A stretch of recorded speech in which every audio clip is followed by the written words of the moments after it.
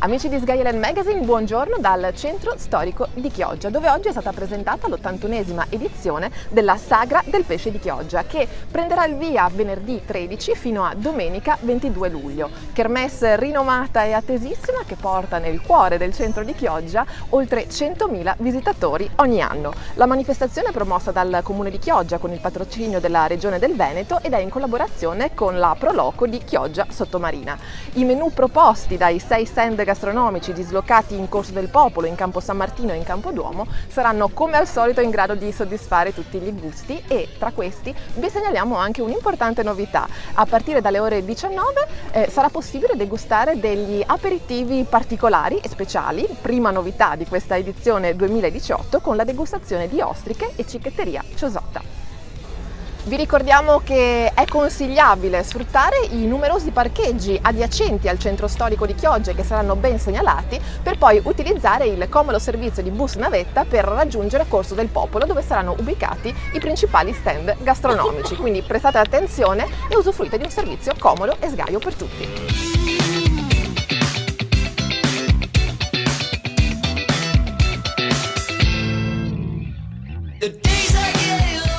Allora, tra gli stand presenti all'81esima edizione della Sagra del Pesce di Chioggia, anche quello della Cooperativa dei Fasolari. E abbiamo qui Gildo, uno dei loro organizzatori, a cui chiediamo qualche curiosità in più rispetto al fasolaro. Che cosa ci può dire a riguardo? Riguardo il fasolaro, che praticamente è un mollusco che vive nel nostro mare, nell'Alto Adriatico, esatto, pescato dalle nostre barche. Noi siamo una cooperativa di pescatori, praticamente, che raggruppiamo il 100% della produzione del fasolaro in Italia e poi lo distribuiamo per vari mercati nazionali e anche ed esteri. Esatto. Noi dentro la Sagra del Pesce di Chioggia siamo con un nostro stand dove promuoviamo il nostro prodotto. Praticamente noi facciamo solo fasolari, non facciamo altro pesce, per appunto promuovere un prodotto nostro, nostrano, pescato dai nostri pescatori. E allora, se non lo conoscete, volete saperne di più e volete degustarvi degli ottimi fasolari, non mi resta che invitarvi allo stand della Cooperativa Fasolari dove troverete Gildo e tutti gli altri organizzatori.